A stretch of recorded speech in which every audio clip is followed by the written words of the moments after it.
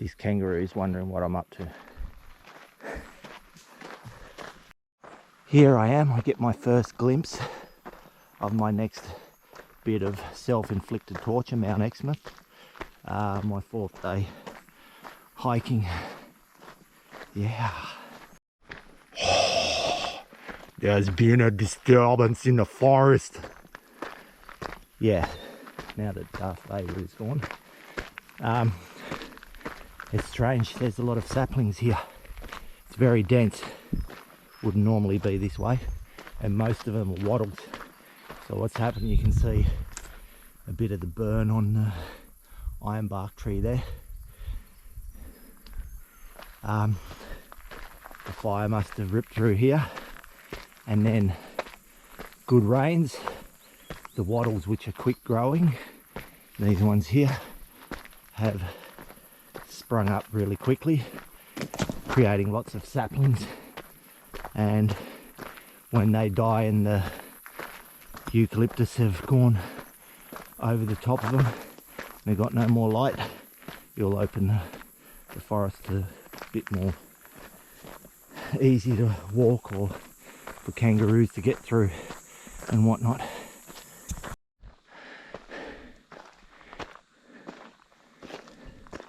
It's morning time. They're hanging around a bit more because it's still fresh in the air. Here we go. This is my, not the final destination, but the midpoint of my walk. And here we got a reprieve from the climbing. This is going to go up like this for about 2 kilometers. So my legs are enjoying the rest. Yippee! Now I'm at a crossover point. I'm at the place where I reached yesterday and decided to turn around. There wasn't enough light hours in the day. Oh no, that wasn't right. I had to get back at 3 o'clock, and luckily I turned around, because if I'd gone up I would have got rained on. There's a nice thunderstorm happening. So for everybody who wants to know, that's where I'm going. That means only 2.6 meters up. You still have to get down. Onward and upward. Hopefully this isn't too steep like Bluff Mountain was. That was pretty easy. Well, so far so good. I like it. I've just done a calculation on how fast I'm going to ascend here. So it's 128 meters in altitude per kilometer. So it's, yeah, about 20%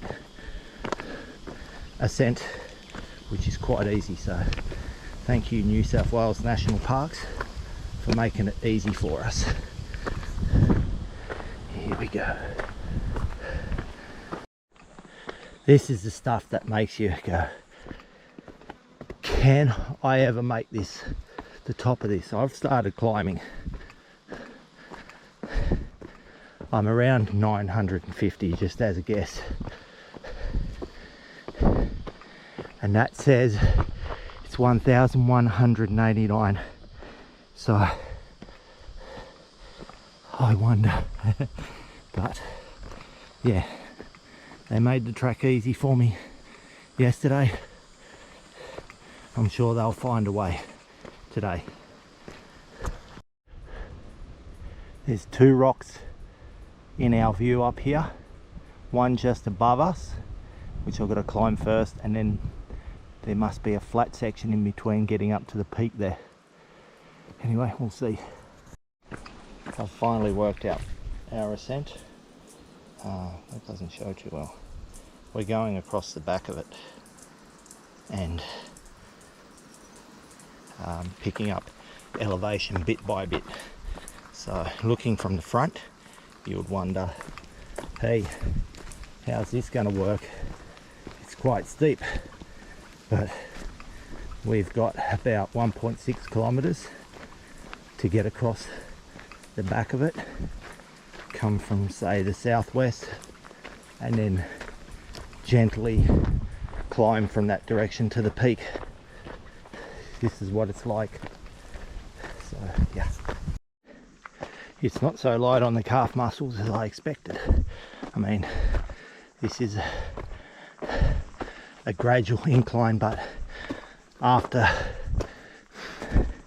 7 kilometers of steady climbing, you would prefer something a little bit softer. We still got about 130 meters in altitude to the top. Yeah, see, it keeps going up. So yeah, we've still got to make it up in altitude. Got to get up there somehow.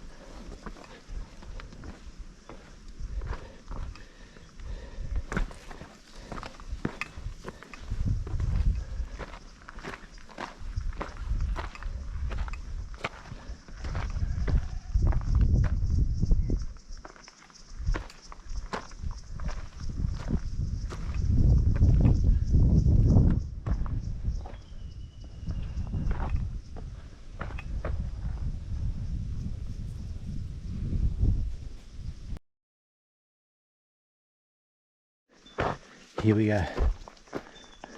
This is the last bit. I can't see where I was looking at, but I can see this point from the other corner. Now we're on the final run, supposedly 30 meters up. That'll be good. Anyone would think that's the peak. I've reached an upper limit. I can see it now. We're tracking this way. It's still quite a distance to get there, but we've hit like a plateau at the top, if you can call it that. I don't know how big plateaus are supposed to be, but it's reasonably flat compared to all the approaches that we took right there in the distance.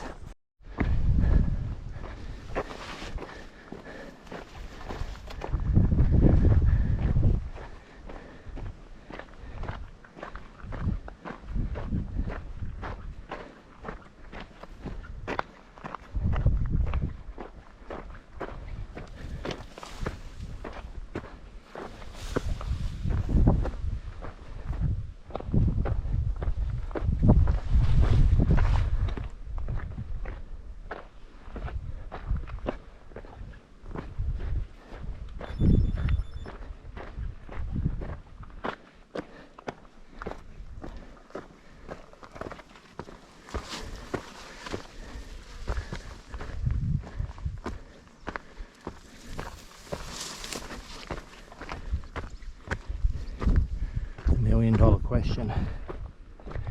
Will there be somebody on the peak, or am I the first person today? I'm trying to spot it in the tracks, but I don't know yet.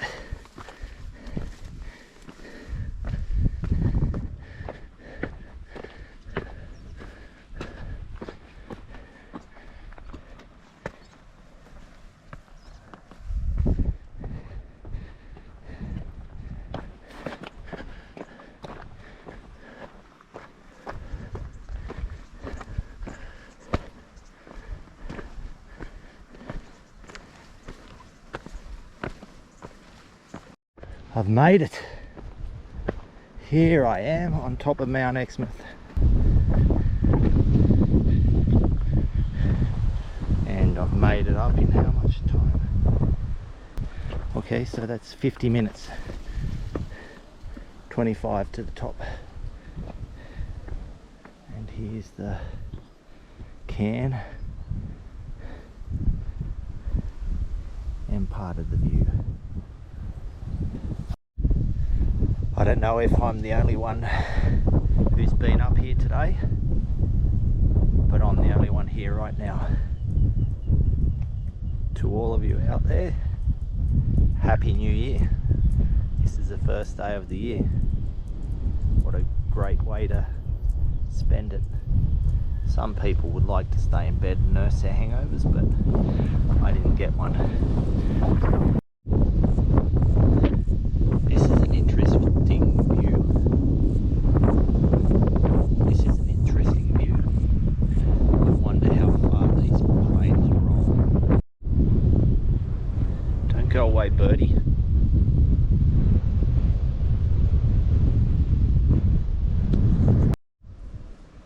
I can see from the seeds that this is a Dodonia, but yeah, so either it's a mountain form, or it's just stunted from living on a mountain. It's got great views though. And we're going to continue this way.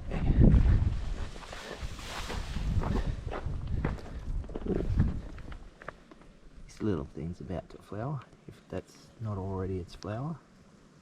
If that's its flower, not very exciting. It might well be. Yeah, focus.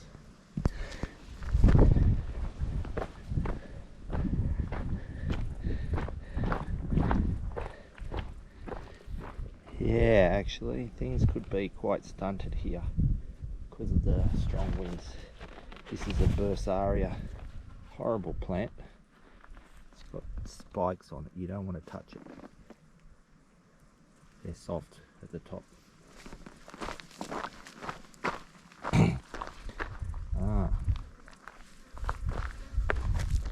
Hot bush, some type of acacia, commonly known as a wattle.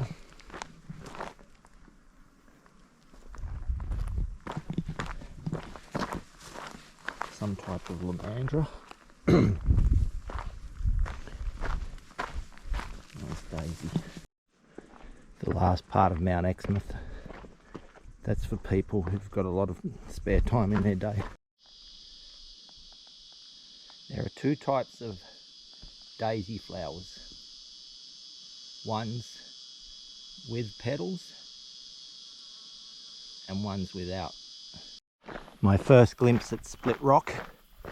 You can see right on high there's a bit of water flowing down from there. Yeah, it rained a bit yesterday, but yeah, wonder if that's the reason why it's flowing. And could this be the reason why it's called Split Rock? Who knows? We'll find out. Anyway, I had it back to front. Here we go.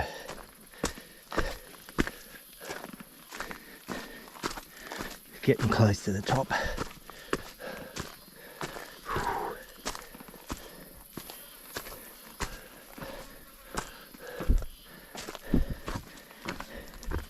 Yeah, somebody complained about this on one of the other peaks because of the how far you have to lift your leg to get up the next height. Not too bad. I've been on a lot worse. Just when you thought it was easy, I've still got that to climb. Oh, and then I can relax. At least I've got some breeze because I'm sweating like a pig from being around the other side and having no breeze. I wonder how that's going to get me up there. goodness.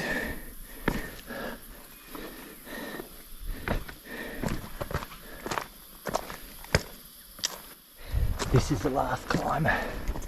It is hardcore. Oh shit, keep missing it. It goes sideways all the time. Keep looking up the top, not paying attention to where the track's going. The easy way.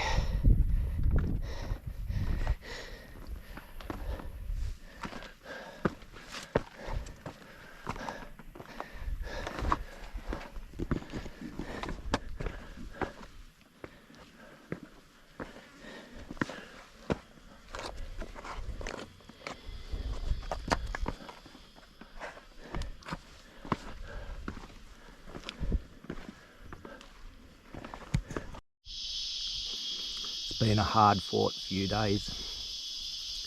This is my last peak and I'm just looking out over all my conquests. The path I took to the mountain up ahead of me, Mount Exmouth, Cathedral Rock where I went yesterday because I couldn't climb Mount Exmouth in time, Bluff Mountain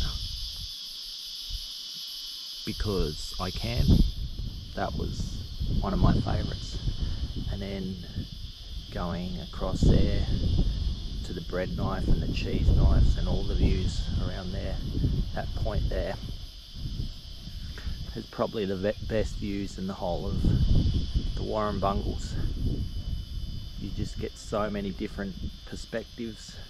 Back in this direction, down to the south, out to the west, back to the east. It's just, yeah, absolutely amazing. And the little canyon I went through with no breeze so that I sweated like a pig. Thank you, Mr. Canyon. Well, that's me. So again, I stand here on the other side of Split Rock and look out at some other places that I've checked out for future hiking.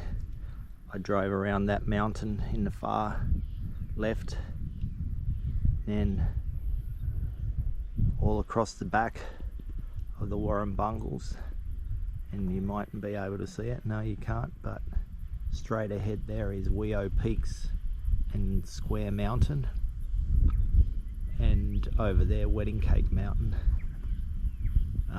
Yeah, you've got Siding Springs Observatory up close. You can drive to that and see the planetarium.